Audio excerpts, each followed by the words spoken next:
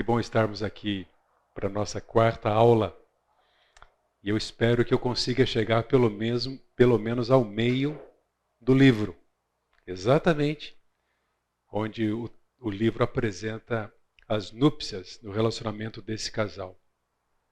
Eu não sei quantos de vocês já leram ou já leu C.S. Lewis, o livro Cartas do Inferno. Alguém leu? Muito interessante. É ficção, mas ele, numa dessas cartas fictícias, ele esclarece a natureza divina do prazer e ressalta uma das mensagens mais importantes do Cântico dos Cânticos. A sexualidade humana é a invenção de Deus e não do diabo. O que a gente vê hoje, não há dúvida, nós podemos entender que a grande intenção e empenho do diabo para desvirtuar aquilo que Deus criou de uma forma tão espetacular para a sua glória e para o nosso deleite, para a nossa alegria no contexto do casamento. Então é a invenção de Deus, não é do diabo. O que temos visto até aqui é que o livro destaca e exalta então essa boa dádiva de Deus para um homem e uma mulher, a fim de que eles possam desfrutar do amor romântico e da intimidade no contexto do matrimônio. Eu queria orar com vocês, pedir que Deus nos ajude aqui. Eu espero dar uma boa acelerada para a gente tentar jogar para a segunda parte aquilo que é a ênfase, o ponto central de todo o livro, ou seja, as núpcias. Pai, leva-nos aqui de uma maneira agradável a Ti, na atitude, no coração, na exposição da Tua palavra, para que o Senhor veja em nós humildade, não soberba, não arrogância, longe de nós, ó Deus, o pensar que conhecemos todas as coisas, que somos capazes, suficientes. Precisamos do Senhor. Obrigado porque o Teu Espírito nos dá esse auxílio para discernirmos a Tua palavra. Também através de homens que o Senhor tem usado, que ao longo da história tem estudado a fundo a Deus, seja a partir dos textos originais, seja em comentários mais recentes, para nos apoiar, ó Deus, a fim de que a interpretação que fazemos de um texto bíblico ou de um livro da Tua palavra seja fiel, seja verdadeira. Mas reconhecemos a necessidade do Senhor, sobretudo, para nos ensinar, para esclarecer as nossas dúvidas e falar ao nosso coração, a fim de que essa obra que um dia o Senhor colocou em nós, ela continue até chegarmos à estatura de Jesus ou até a volta do Teu Filho, Senhor Jesus Cristo. Abençoa-nos aqui nesta manhã. Te pedimos isso em nome de Jesus. Amém. Vamos lá. Deixem suas Bíblias abertas no capítulo 2. E se vocês estiveram aqui no domingo passado, lembrem-se de que nós paramos no versículo 7 do capítulo 2. E agora nós vamos a partir do versículo 8. Mas deixa eu situá-los. Até aqui, nos versos anteriores, nós vimos o amor do casal se aprofundando através de declarações de amor, monólogos, diálogos, revelando, demonstrando apreciação um pelo outro. Cada um considera o outro único entre tantos. Tanto a aparência física é elogiada, é prestigiada, quanto o caráter. E nós vimos isso, que até aqui, aparência física e caráter foram considerados e apreciados. Agora, essa primeira fase, ela terminou, vocês se lembram? Com um apelo às filhas de Jerusalém para que não apressem, não despertem o amor antes das núpcias. Versículo 7. É a segunda vez que aparece o refrão. Vai aparecer na próxima vez, mas após as núpcias, com outro propósito. A fase que nós vamos ver agora ela vai terminar com a mesma estrofe, só que vai ser um apelo às donzelas da corte, às filhas de Jerusalém, logo antes do cortejo matrimonial. Então, o que eu queria dizer para vocês é que há uma mudança de cenário. Nós estamos adotando o método de interpretação natural, entendemos que há um todo. Sim, é uma poesia lírica, mas ela foi escrita de uma maneira linear, com começo, com meio, com fim, e não se trata de poesias arbitrárias, colocadas sem qualquer conexão entre elas, não. Então o cenário muda. Agora não é mais o conforto do palácio. Ele a levou para lá. Inicialmente ela sentiu-se ameaçada por causa da sua própria pele, seu cabelo descuidado, afinal era uma camponesa que trabalhava nas vinhas da família. Venceu essa barreira por causa do cuidado que ele demonstrou para com ela em protegê-la, em exaltá-la, em não esconder o seu namoro com ela, mas tornar isso público.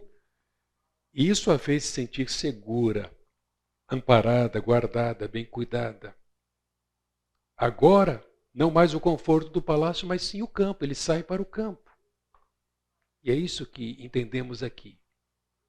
Possivelmente, a volta à sua terra natal, ao norte da Palestina. O desejo de estarem juntos, fica muito claro isso aqui, cresceu em intensidade. Não é difícil a gente entender isso, né? Vocês se lembram do tempo de namoro, noivado, né?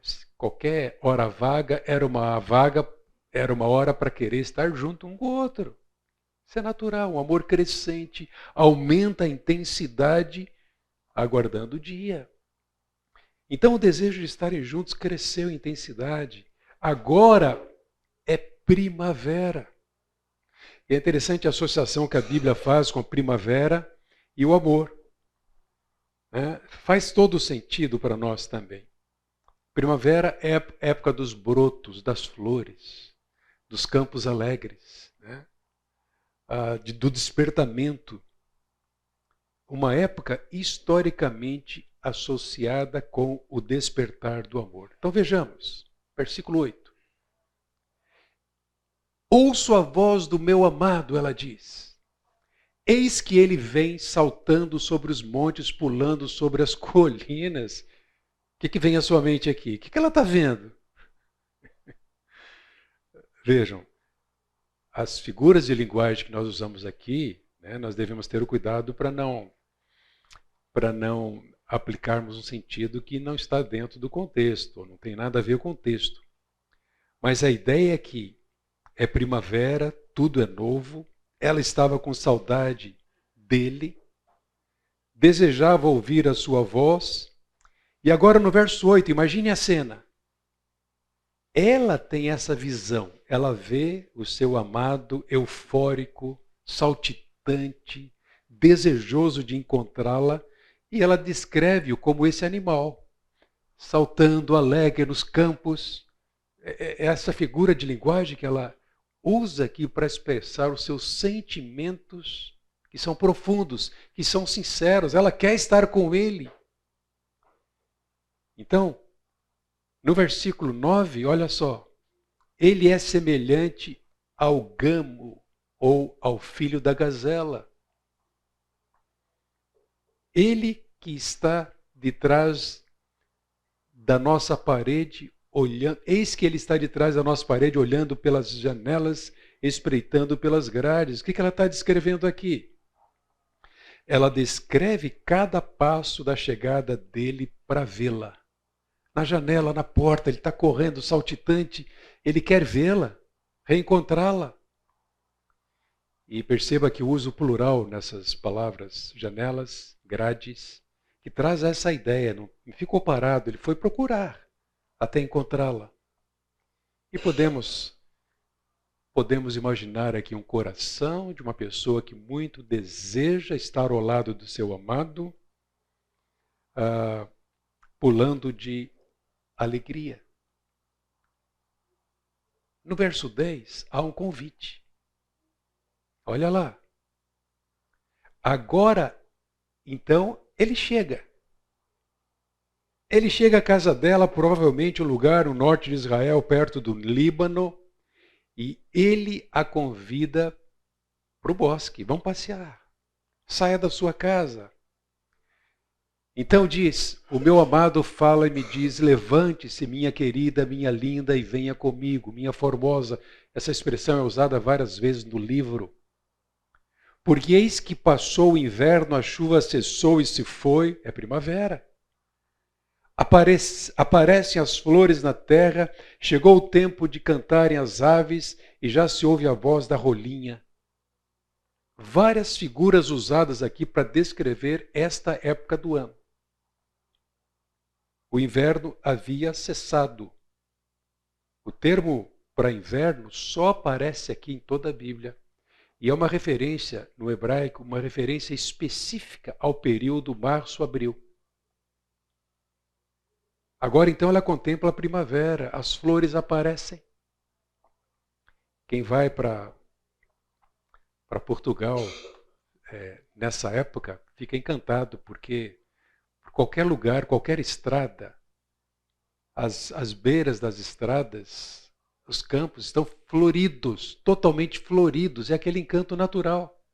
Exatamente nessa época da primavera. Ela diz que as aves voltaram a cantar. Possivelmente essas rolinhas eram aves migratórias. E somente nesta época elas vinham. E seu canto começava nessa época. Então ela contempla isso usando essas linguagens, né, essas figuras, para transmitir alegria, energia renovada, simbolizada pela primavera. No verso 13,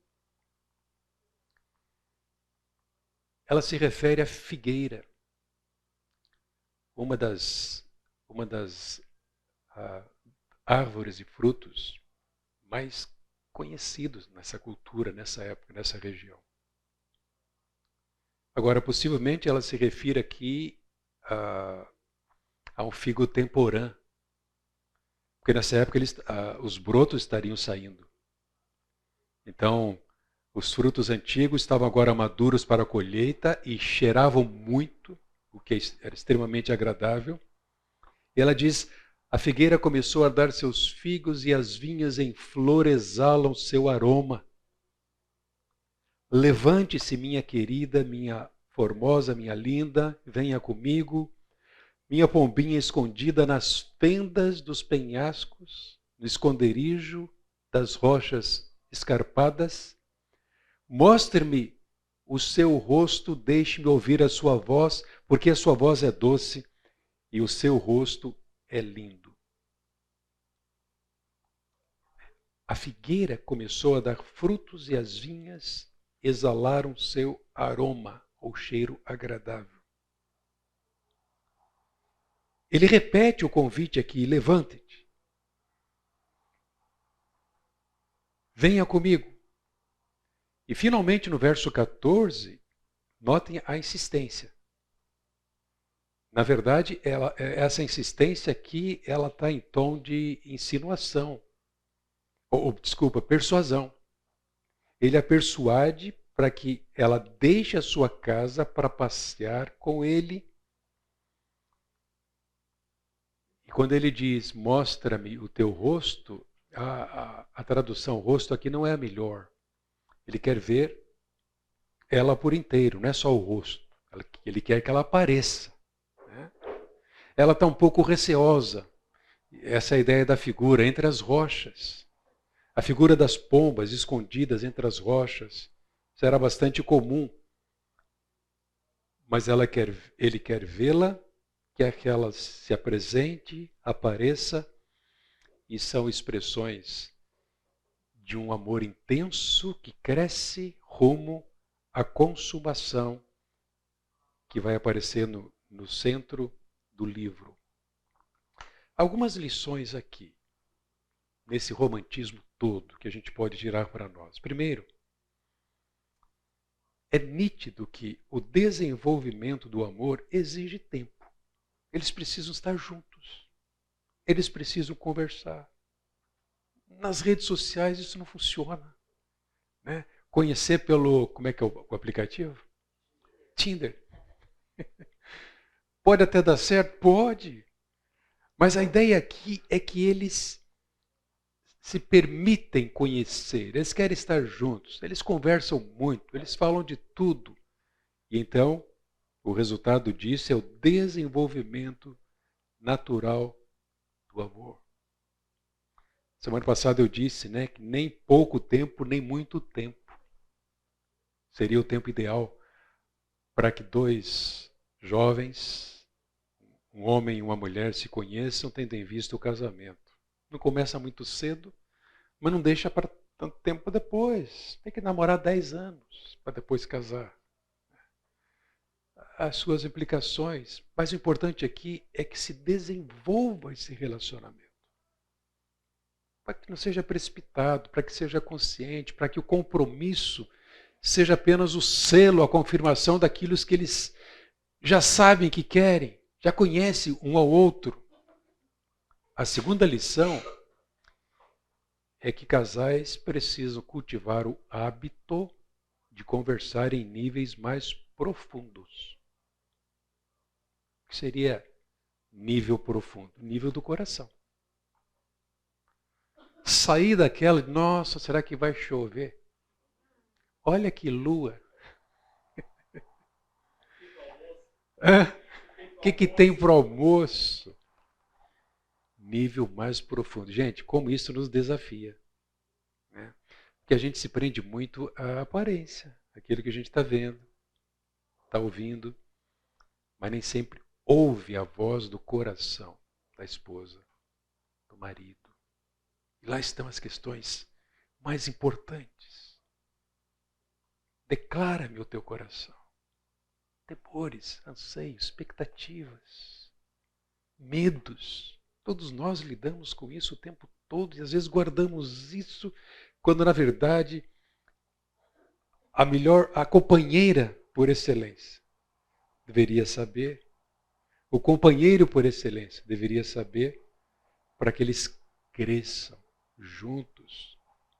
A terceira lição é que o amor passa por estações que precisam de renovação e que trazem alegria e expectativa. No curso de noivos, o meu assunto com os noivos é como lidar com conflitos. É a primeira coisa que eu tento dizer para eles.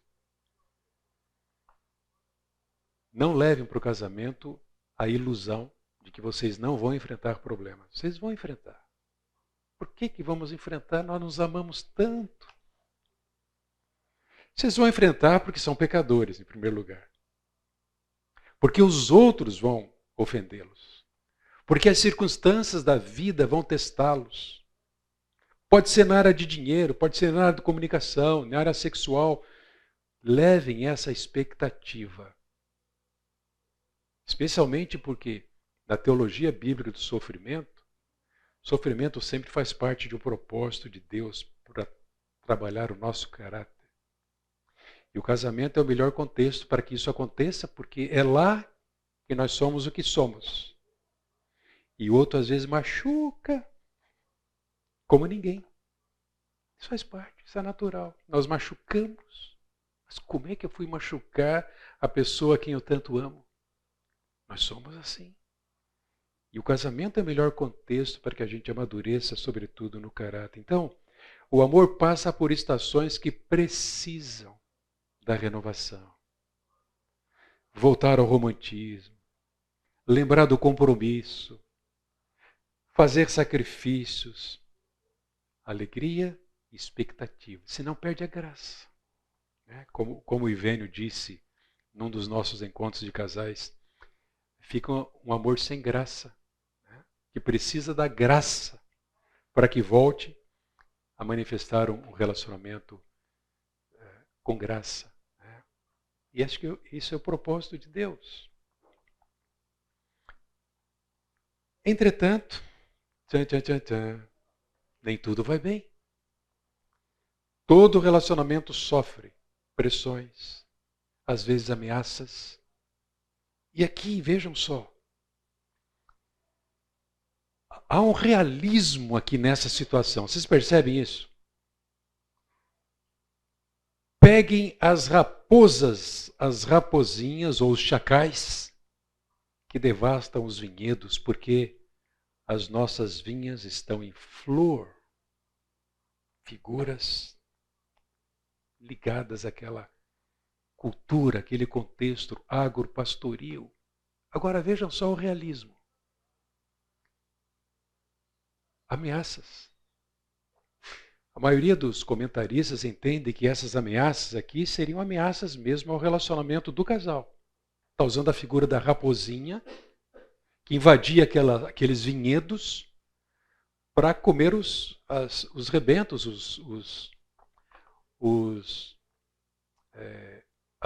as flores, os brotos. Gente, como na vida de hoje, nem sempre é só alegria o relacionamento conjugal. Então, o que o texto está nos dizendo aqui é que há dois grandes desafios ao amadurecimento do amor entre o casal. As raposinhas, que representam as dificuldades, e as interferências ameaçadoras.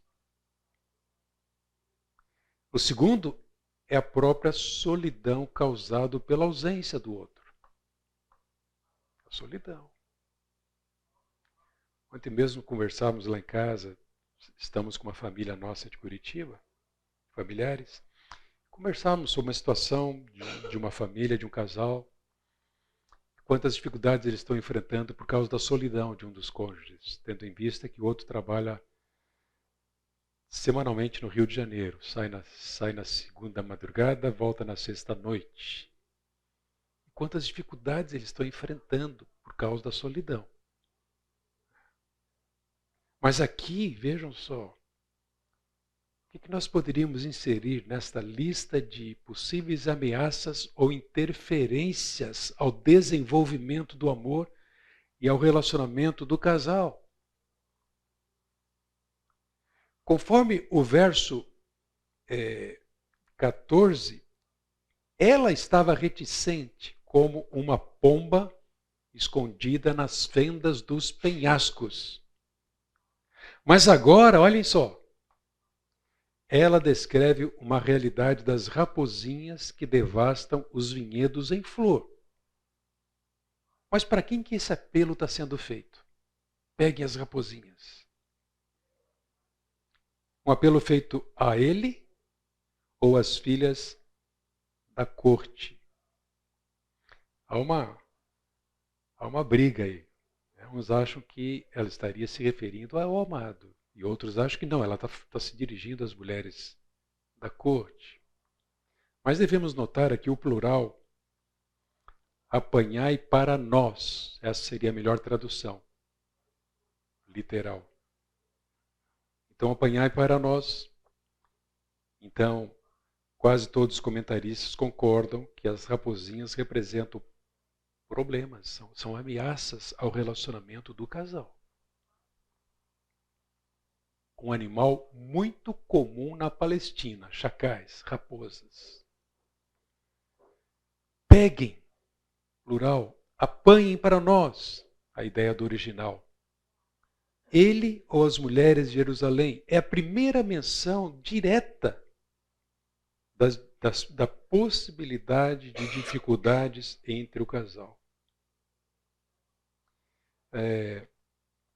Alguns sugerem que a principal tensão possa ter sido as próprias mulheres da corte, ameaçando o relacionamento. Elas já se intrometeram lá atrás. De certa forma, ridicularizando ou pressionando, criticando pelo jeito dela ser, ou pelo medo dela. Então, poderia ser. A ameaça aqui, ou as raposinhas, poderiam ser as donzelas da corte. Peguem as raposas. que devastam os vinhedos. Vamos lá. Que problemas podem ameaçar o relacionamento do casal nos nossos dias? Vale a pena nós voltarmos ao início da história. Ao início da história. A queda trouxe muitas consequências terríveis. A queda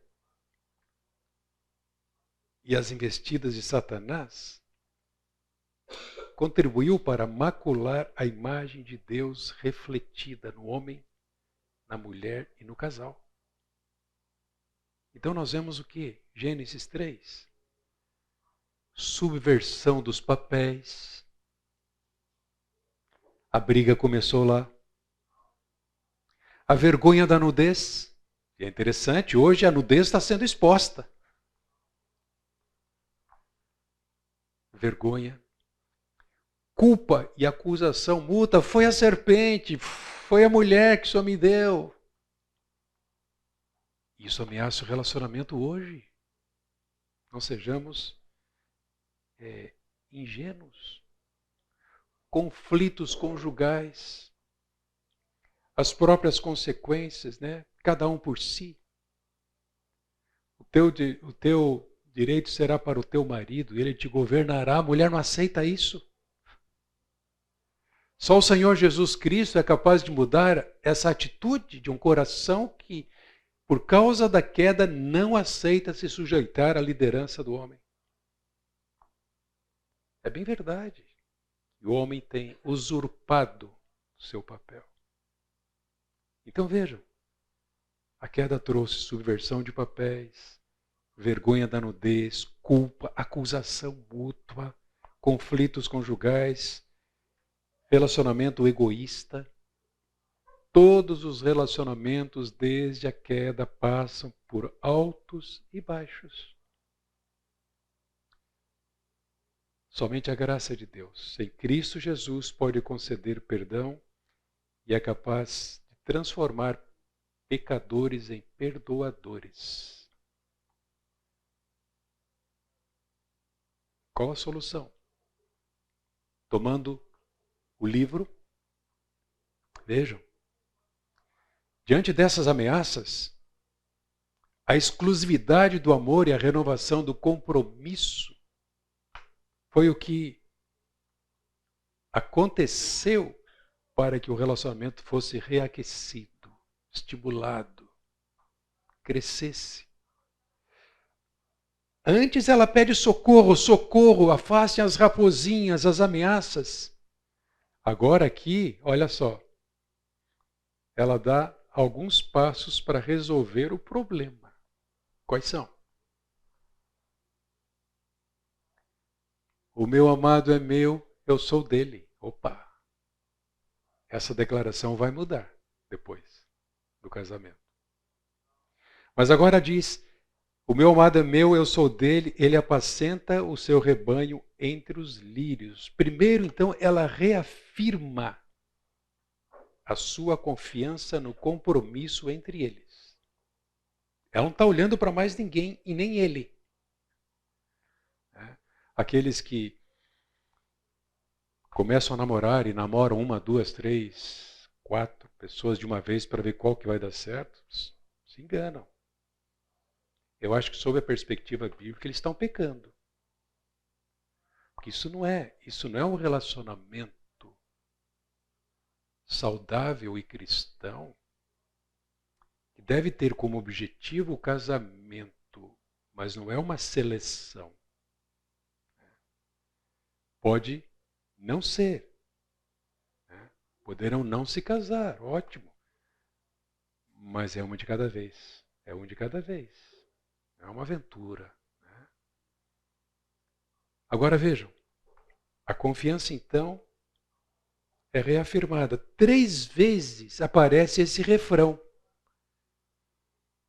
Mas há uma diferença entre as declarações. Aqui ela fala, o meu amado é meu e eu sou dele. Ela fala então que possui o seu amado e que ela pertence a ele. Mas lá na frente, depois das núpcias, a declaração é outra. Quer ver? Abre lá, capítulo 6, versículo 3. Alguém pode ler? Qual é a mudança que aconteceu?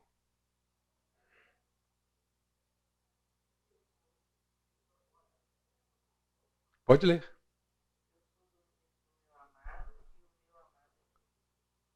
Percebe a mudança? Eu sou do meu amado e o meu amado é meu. Uma inversão. Depois das núpcias, essa vai ser a declaração. No capítulo 7, versículo 10, há uma forma modificada, que diz assim: eu sou do meu amado e ele tem saudades de mim. Então, o que nós devemos notar aqui? Uma progressão do relacionamento. Um relacionamento cada vez mais centrado no outro e não em si mesmo.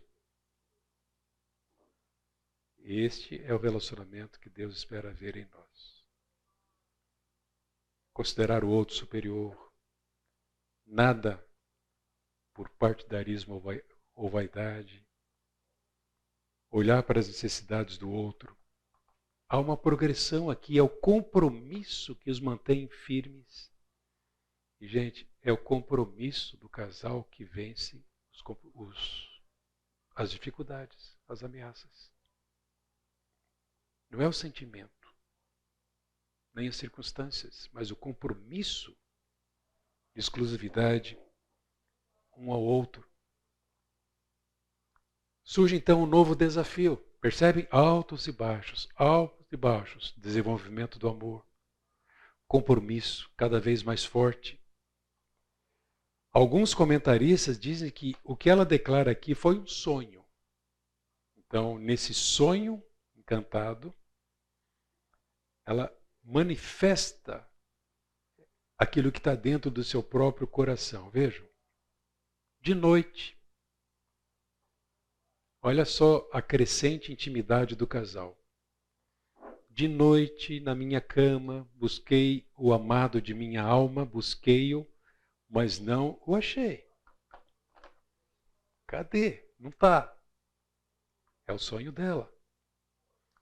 4 vezes no livro, ela se refere a ele como aquele que minha alma ama, ou amado da minha alma. Os que entendem o livro apenas como poesias sem desenvolvimento linear, eles dizem que isso aqui já é experiência de casal casado. Outros, contra a unidade do livro e também contra a unidade do ensino bíblico, a teologia bíblica da sexualidade, eles dizem que, o casal está tendo relação antes do casamento. Mas aí é que entra, né, a responsabilidade do estudante da palavra para não aceitar uma interpretação a menos que haja sintonia com a Bíblia como um todo. A Bíblia não contradiz a si mesma. Há uma harmonia, Velho, Novo Testamento. Além do aspecto da inerrância de um texto bíblico. A inerrância se reporta, sobretudo, a fatos que não contêm erros, citações que não contêm erros, ainda que possa haver ou ter havido erros de copistas na linguagem, mas nunca vamos encontrar qualquer contradição na Bíblia. Esse é o princípio de interpretação. Mas vamos lá. Busquei-o, mas não achei. Me levantei agora, rodeei a cidade pelas ruas e pelas praças. Buscarei o amado da minha alma, busquei-o, mas não o achei.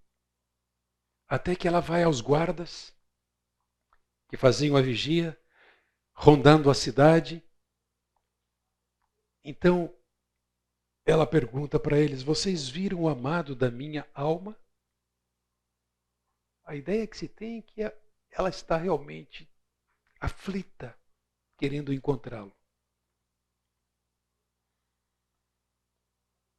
O que nós entendemos então é que ela revela seus temores de uma separação, ausência.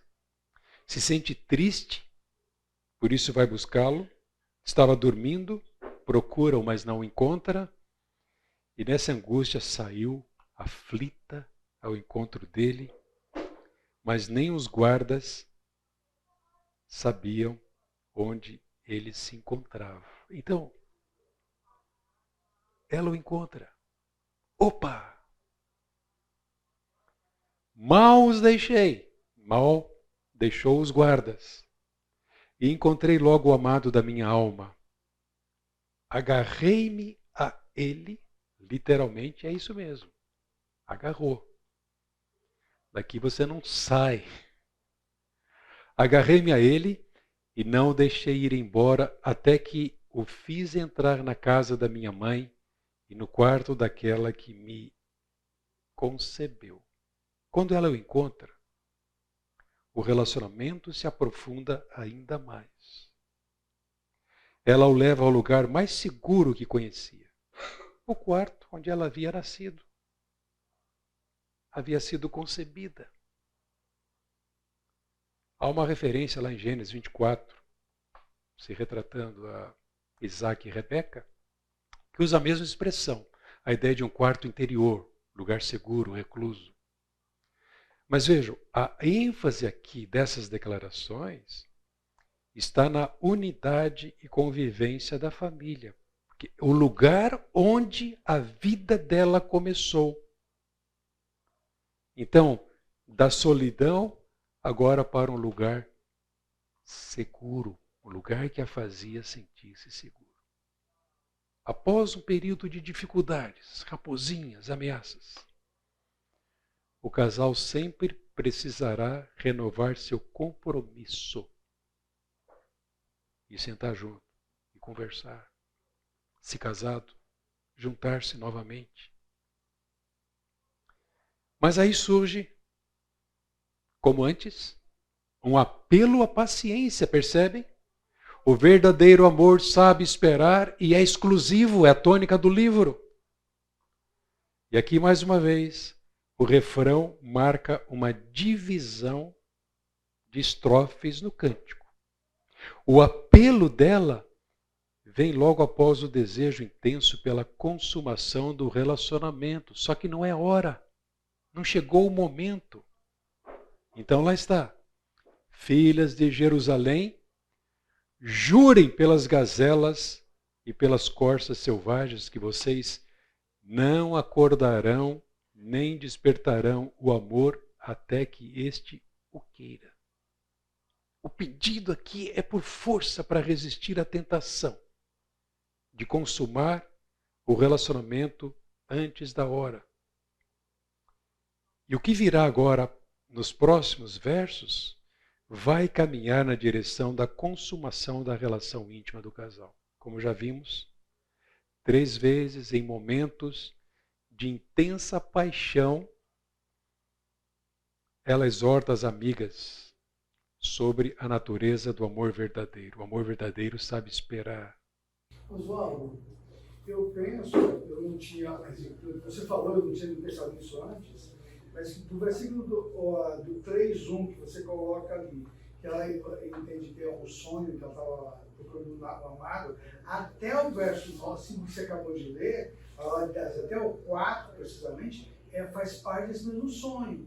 Porque eu não consigo, se é sonho no versículo 2, quando ela sai na madrugada, encontra a guarda, sai pela cidade, encontra ele de repente. Sim. Então, para mim é continuar, quer dizer, seguindo esse raciocínio, é exatamente a continuação do sonho, que combina com ela acorda, não, ela está sonhando e é apaixonada. É possível. Então, não acorde o amor até que este queira. Então, opa, ela acorda e opa, o meu sonho é sonho, então eu não vou acordar o amor até que este queira. Acho que tem mais lógica do que simplesmente... Veja que eu gostei disso. Esse refrão é a tônica de todo o livro. Né?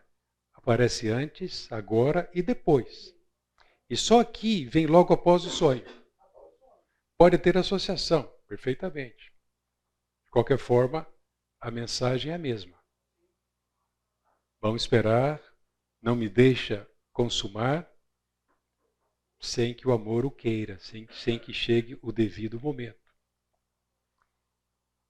E por que deve esperar? Deve esperar para que possa desfrutar plenamente das delícias que Deus planejou para o casal. Vou deixar claro, hein, gente? Casal, homem e mulher. Existe outro casal para Deus, né? Essas delícias é para o casal, homem e mulher, conforme Deus planejou, dentro do propósito maior para a sua glória. Então, a ênfase aqui nessa parte, segundo Carlos Oswaldo, o impulso, forte impulso do amor deve ser restringido até seu tempo apropriado de desfrute. Algumas lições. Há fases de amadurecimento do amor que exigem que o casal dedique tempo juntos e busque ocasionalmente a renovação. O prazer de ouvir a voz do outro precisa ser cultivado no relacionamento do casal. Todos os relacionamentos passam por altos e baixos. Não tenhamos nenhuma ilusão, né? O perdão deve ser cultivado e praticado no relacionamento conjugal. E a reafirmação do compromisso de exclusividade é fundamental para a resolução de conflitos no casamento. Aconteça o que acontecer. E por fim, a entrega física à pessoa amada deve ser precedida pela restauração do relacionamento. Vocês que são casados devem dar importância a isso, né? Para que o desfrute seja pleno, é importante que os corações estejam em sintonia, sem acusações, brigas resolvidas. Né? Eles não são perfeitos, não somos perfeitos, mas nenhuma quebra da comunhão que possa atrapalhar esse momento de celebração. Não pode ser entendido como algo isolado de tudo mais. É a expressão, né? É o clímax de um relacionamento que, se não é perfeito, ele está sem raposas, sem acusações, sem pecado e cultivado desde cedo, né? No café da manhã até a noite. Muito bem, chegamos então à parte central do livro. Vocês que são solteiros aqui ainda, segurem-se. Não acordeis nem desperteis o amor sem que este o queira. Mas vejam, o cerne do livro, do cântico, é o casamento. Então, depois de muita espera, finalmente chegou o grande dia. Agora, ainda no capítulo 3, o livro apresenta o cortejo. Naquela época era bem diferente daquilo que se pratica hoje. A cerimônia de casamento naquela cultura levava 7 dias. E aqui o que se vê é um cortejo que trazia o noivo até a noiva e depois que a levava até o local da cerimônia, no caso, o palácio. O capítulo 4 descreve e relata novamente uma troca de elogios do casal que encerra no convite da noiva para que o noivo possa consumar o relacionamento. O grande progresso presente aqui desenvolve-se na sequência do casamento e na consumação do amor. A beleza dela ultrapassa a beleza das carruagens do rei. como ele já disse.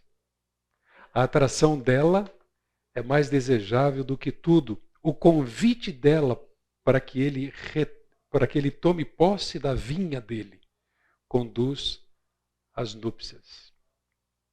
O que vamos perceber é que o casamento tem muita importância no plano divino. E a presença deste livro no meio da Bíblia, né, justifica-se perfeitamente pelo fato do propósito de Deus ao criar o homem e mulher e o casamento, unindo-os em uma só carne. Então é um livro para ser estudado, para ser lido, né, conversado, discutido, porque ele faz parte do projeto de Deus. Mas vamos lá. Para quem vai casar, olha aí, ó, algumas dicas. Cerimônia. O que é aquilo que vem subindo no deserto como colunas de fumaça? É ela quem está vendo.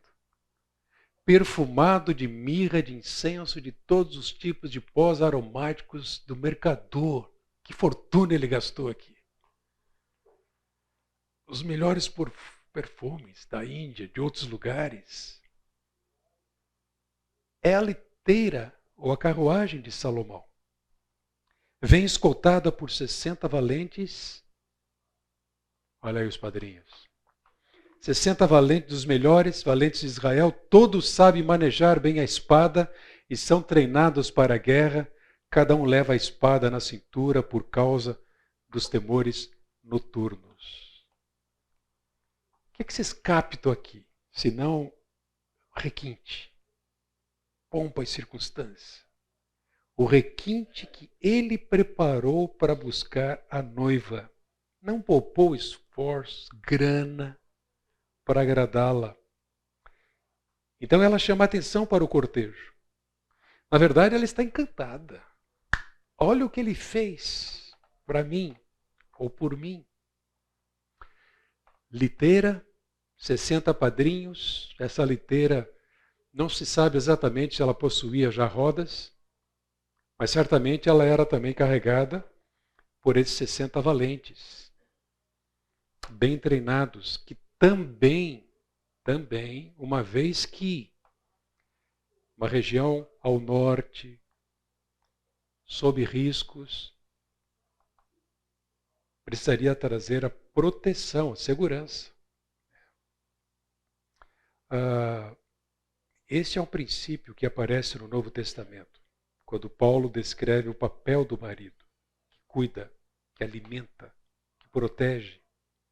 E também Pedro, que ensina que o marido deve tratar e cuidar da esposa como parte mais frágil.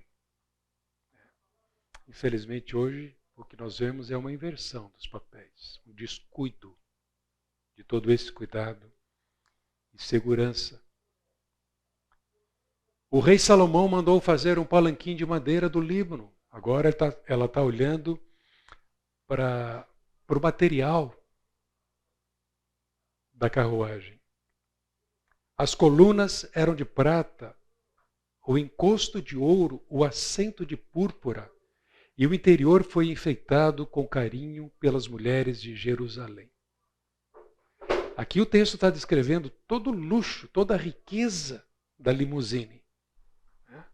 O capricho que levaria os noivos até o palácio. Ela está radiante. Agora ela chama a atenção das mulheres, das filhas de Jerusalém, possivelmente as amigas que estavam cuidando dela. Fazendo a maquiagem, cuidando do cabelo, né, colocando o vestido. E ela diz: saiam, ó filhas de Sião, venham ver o rei Salomão com a coroa com que sua mãe o coroou no dia do seu casamento, no dia da alegria do seu coração. Pela segunda vez, ela convida essas atendentes a observar o espetáculo que o noivo preparou. Momento de alegria, não somente para o casal, mas para todos aqueles que estavam presenciando a cerimônia. E esse amor se transformou numa fonte da qual todos poderiam experimentar da sua alegria. Isso é casamento, uma celebração. Amigos, parentes, venham celebrar conosco, se sintam alegres com a nossa celebração, a celebração do nosso amor, que está sendo selado, que está sendo declarado, que está sendo testemunhado. Eu penso muito naquilo que Deus projetou, né, para nós como filhos e como casais. Ele quer espalhar a sua glória através do nosso casamento. É o propósito maior dele. Né?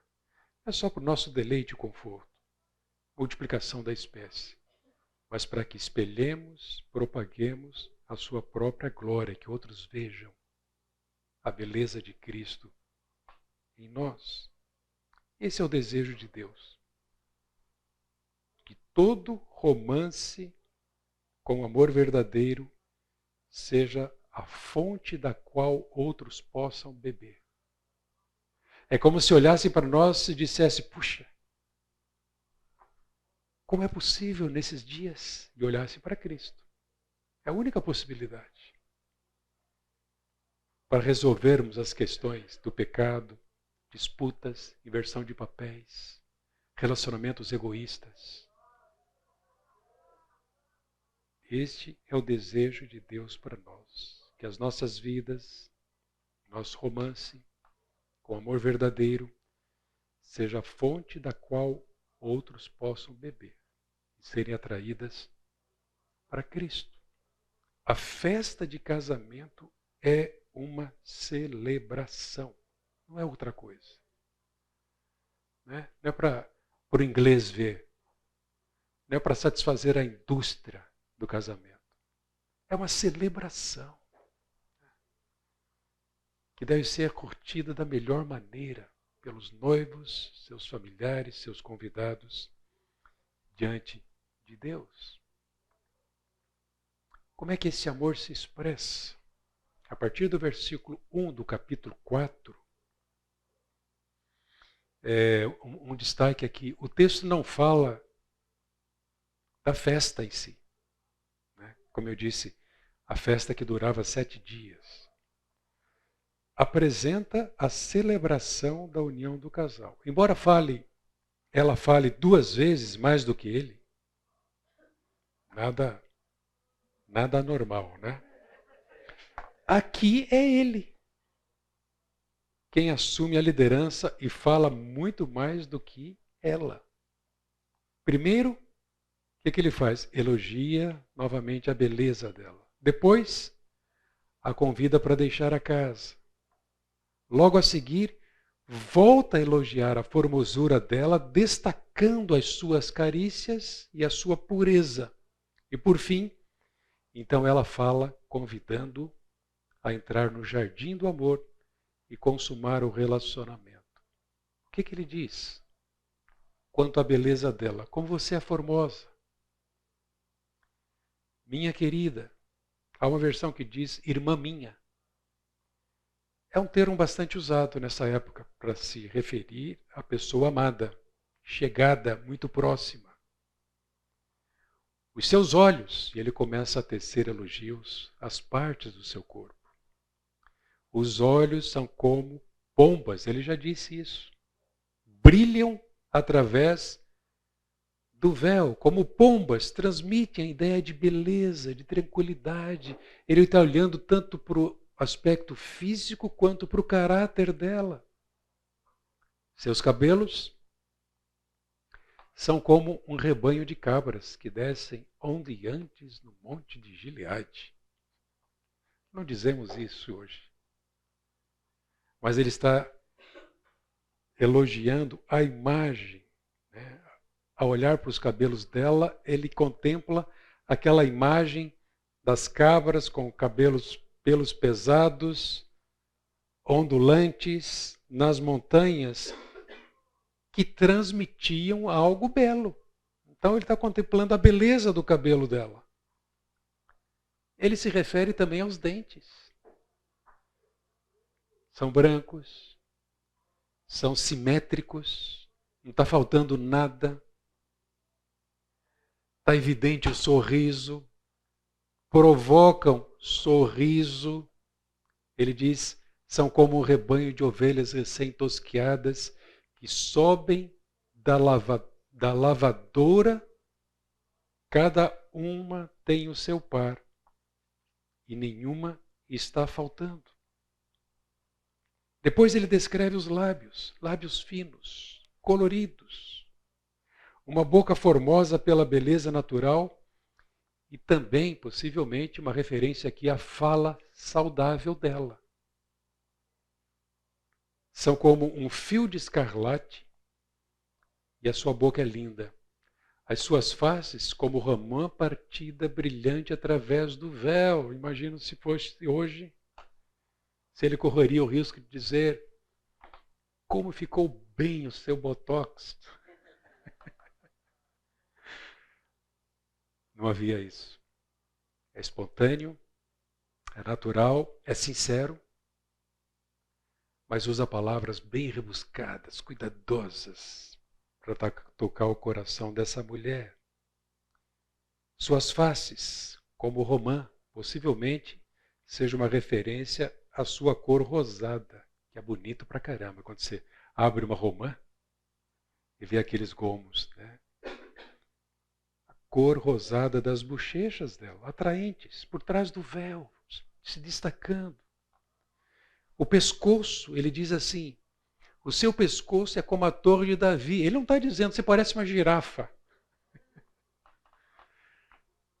Mas olha só, o pescoço naquela época representava o caráter. Provérbios associa o pescoço com qualidades de caráter. Provérbios 3:3. Então ele ficava impressionado não apenas pela beleza da aparência dela, mas também pelo seu caráter. A imagem que se tem aqui é de esplendor e glória, talvez como o colar dela, com uma pedra pingente especial se destacando dentre tantas outras, lembrando esse complexo de armas mostrados em triunfo lá na Torre de Davi. Se destaca, salta aos olhos. Edificada para arsenal, 1000 escudos pendem dela, todos escudos de soldados valentes. Ele está apertando. E agora ele diz, os seus seios são como 2 crias gêmeas de uma gazela que pastam entre os lírios. Aumentou a intimidade. Com expressões ainda mais íntimas, eróticas, mas nunca vulgar, ele descreve de forma carinhosa e respeitosa os seios dela. São como 2 crias, não em forma, mas em inspiração. Ela havia manifestado esse desejo lá no capítulo 2, versículo 17. Antes que rompa o dia e fujam as sombras, irei ao monte da mirra e à colina do incenso. Você é toda linda, minha querida, e em você não há defeito. Aí vem aquela música, né? Quando eu leio isso aqui, eu já conferi direito, não vejo defeito em você, meu bem. A sexualidade humana exala o bom perfume da alegria e aprovação divina. Nós vimos lá, capítulo 5 de Efésios. Beba da tua própria cisterna, embriaga-te com a mulher da tua mocidade. Sacia-te os teus seios em todo o tempo. Exala o bom perfume da alegria e aprovação íntimas, conforme vimos em Provérbios. Seja bendito o seu manancial. Alegre-se com a mulher da sua mocidade, como corça amorosa e gazela graciosa. Que os seios dela saciem você o tempo todo embriague-se sempre com as suas carícias. No verso 6, ele deseja desfrutar do seu amor durante toda a noite, até o amanhecer. Conclui sua declaração dizendo que ela é formosa, não tem defeitos. O termo literal aqui seria não tem mancha. É a mesma expressão usada lá nos sacrifícios, para se referir aos sacrifícios sem manchas que eram oferecidos no tabernáculo. Você é linda, você não há defeito, não há mancha. E aí então, as emoções mais profundas são solicitadas por ele, quando ele diz: venha comigo do Líbano, minha noiva, venha comigo do Líbano, desça do alto do monte Amana, do alto do Senir e do Hermon, dos covis dos leões, dos montes dos leopardos. Os comentaristas entendem que aqui ele está querendo que ela esqueça de tudo. Que agora seus pensamentos sejam exclusivos, se entreguem totalmente a ele.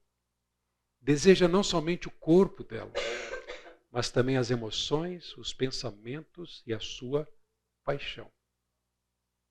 E a intimidade do casal une duas pessoas e não somente dois corpos. Isso é muito importante. Não somente corpos, mas duas pessoas. Essa diferença entre o sexo segundo o padrão deste mundo e o sexo segundo o padrão de Deus. Não são só dois corpos unidos, são duas pessoas.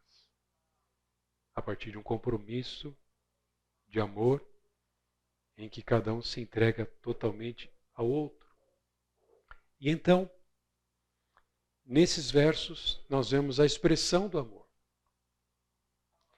Gente, notem que a linguagem é muito franca, sincera, mas não é vulgar. Ele volta a elogiar a esposa, valorizando o amor que ele dedica, que dedica a ele, que ela dedica. E é uma sincera e profunda entrega. Você roubou meu coração, meu amor, minha noiva. Roubou meu coração com um só dos seus olhares, com uma só pérola do seu colar. Como são agradáveis as suas carícias, meu amor, minha noiva. O seu amor é melhor do que o vinho, expressão já dita logo no começo do livro, e o aroma do seu perfume é mais suave do que todas as especiarias. Tudo indica aqui que ela atendeu ao pedido dele, no verso 8. Arrebataste-me. Ele repete duas vezes, né? Aqui aparece a expressão você roubou. Noutra tradução é arrebataste-me. E duas vezes que ela roubou o coração dele. E o verbo traduzido por arrebataste-me o coração traz uma palavra só no original. E a palavra é cativou. Você cativou meu coração. E ele declara estar completamente apaixonado e perdido de amor por ela. No verso 10, meu amor, termo usado para se referir à intimidade física que ela oferece a ele, mais do que outros prazeres, mais do que vinho, mais do que especiarias. Os seus lábios destilam mel, minha noiva, mel e leite se acham debaixo da sua língua, e o cheiro dos seus vestidos é como o cheiro do Líbano. Um verso que é ainda mais direto, né? Está descrevendo os beijos deliciosos da amada. Por fim, descreve o perfume, uma fragrância encantadora e refrescante. Não se sabe se ele está se referindo ao pijama dela, ao vestido, ao lençol, mas alguma cobertura. O que que me chama a atenção aqui é a importância da sinceridade, da transparência, das palavras bem cuidadas, sem falsidade, sem manipulações. Ele pode dizer isso. Certamente, se fosse ela, diria: seu urso. Que horror! Mas aqui ele está sendo cuidadoso, sincero, se entregando, sem falsidade.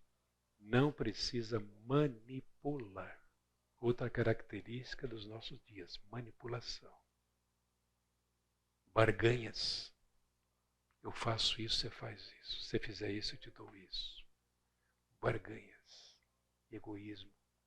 Mesmo dentro do casamento, existe a prática de sexo abusivo, egoísta.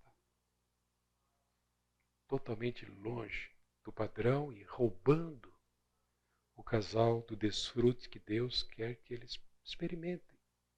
Há uma apreciação mútua, sincera aqui entre eles.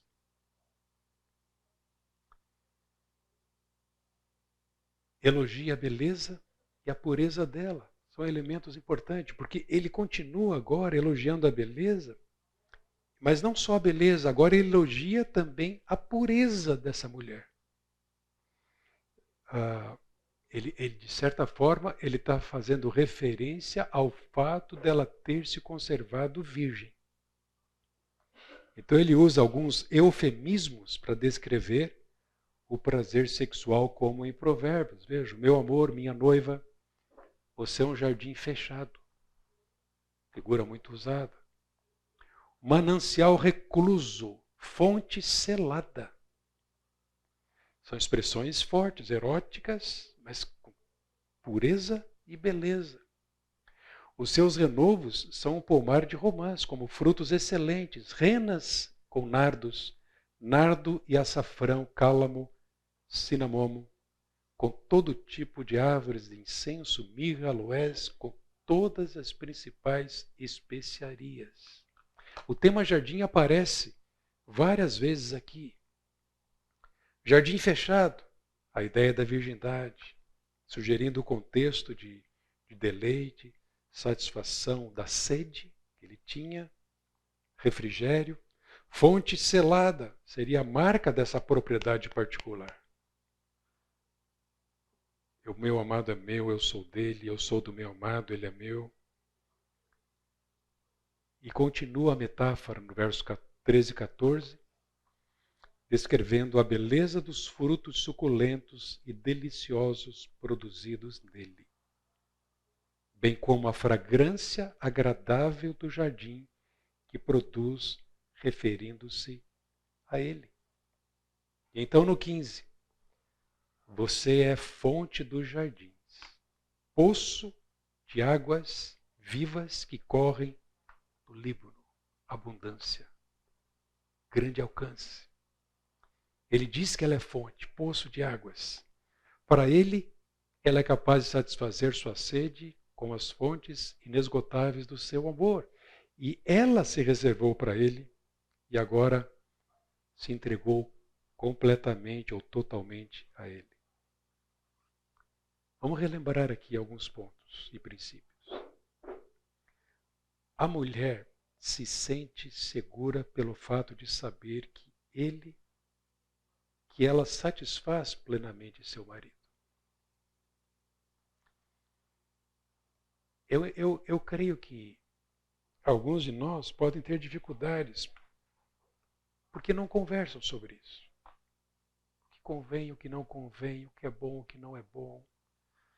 Pode melhorar, o que não pode. E é importante abrir o jogo, conversar. O objetivo é satisfazer da melhor maneira o outro nessa entrega e também ser correspondido. Segundo, é evidente, a intimidade sexual é somente para os casados. E graças a Deus que em sua graça pode, como eu disse, nos redimir de pecados no passado, né, cometidos antes do matrimônio. para que o casamento possa plenamente desfrutar do propósito para o qual Deus o estabeleceu. Terceiro, a noite de núpcias é só o começo.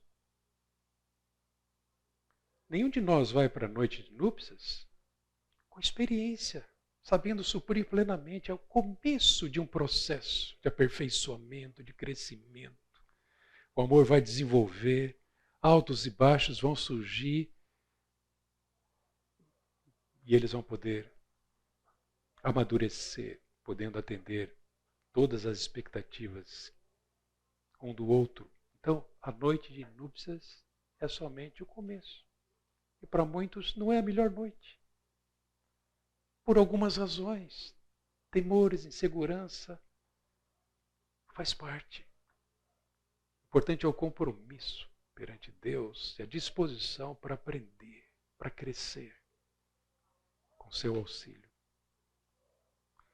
Espera-se que principalmente nós, homens, façamos elogios.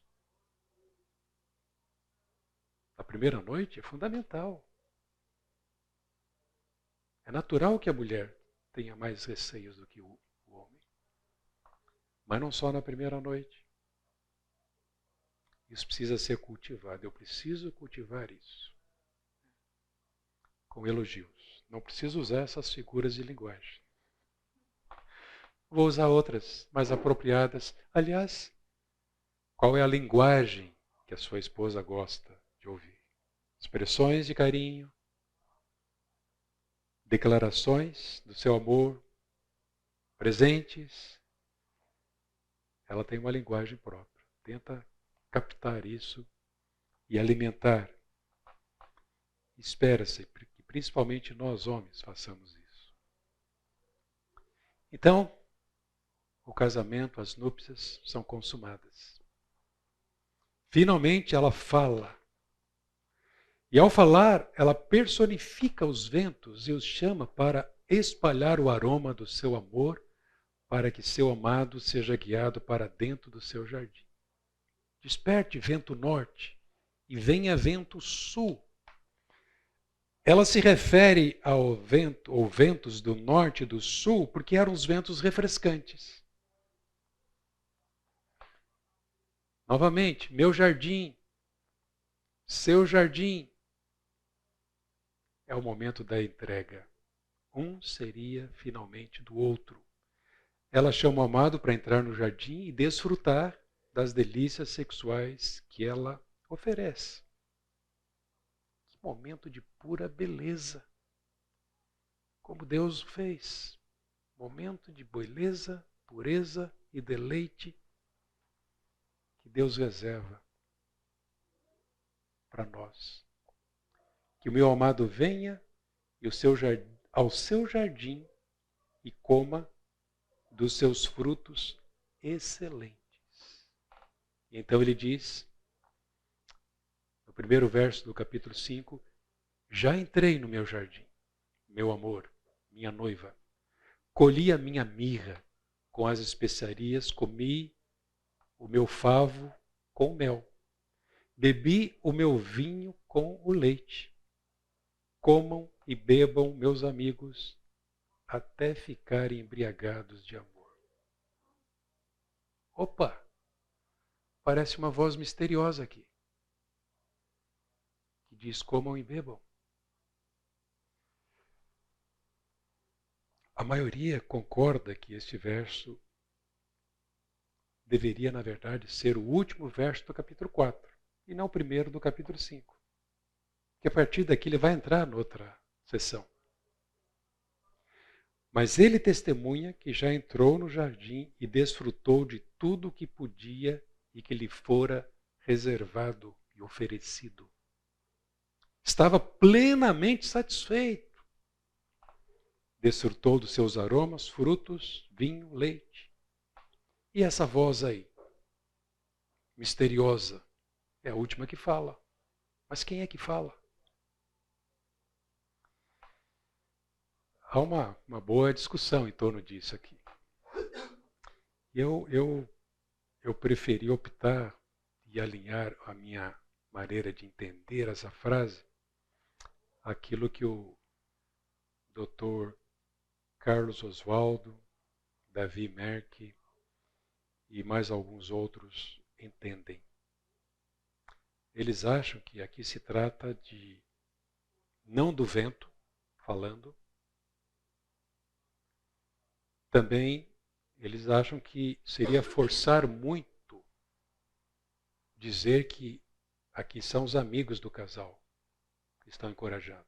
Imagina, eles não estão vendo nada. O casal está num lugar recluso, íntimo. Então seria possivelmente o próprio Deus. Sob o aspecto de que essa interpretação alinha com toda a teologia bíblica da sexualidade, cabe muito bem essa interpretação aqui. Seria uma declaração que coloca o selo de aprovação divina sobre o relacionamento. Duas pessoas que se entregaram uma à outra em pureza e exclusividade. E isso faz parte do seu plano, faz parte do seu propósito. Então puderam experimentar plenamente das núpcias por terem se preparado para isso. Há dúvida de que nós nunca poderemos entender ou considerar a questão da sexualidade, né, intimidade do relacionamento sexual, sem associarmos isto ao propósito maior do Criador. Deus fez isso para a glória dele. O interesse maior é dele para que seja assim. E sendo assim, é o melhor que o homem pode experimentar na sua vida. Desenvolver um relacionamento de amor, romântico, em pureza, em beleza. Crescer nisso, apesar dos altos e baixos, dependendo dele. E não há dúvida que muitas dessas declarações expressam, na verdade, apontam para o perfeito amor de Deus em Cristo Jesus. Como Ele cuida de nós. Como Ele cuida dos seus filhos, da sua igreja. Que amor é esse? De entrega, de renúncia. É o que Ele deseja também. As palavras de Paulo, né?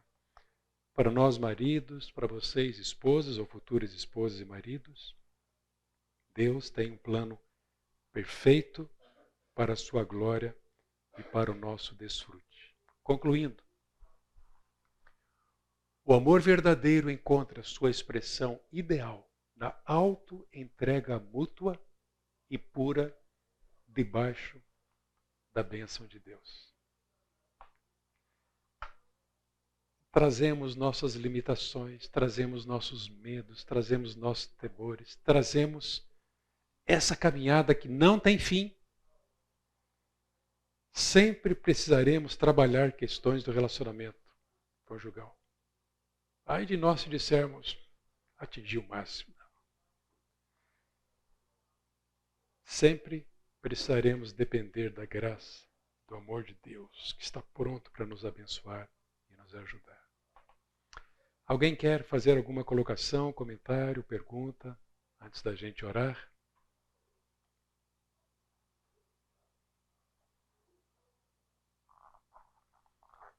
Vocês vão almoçar antes?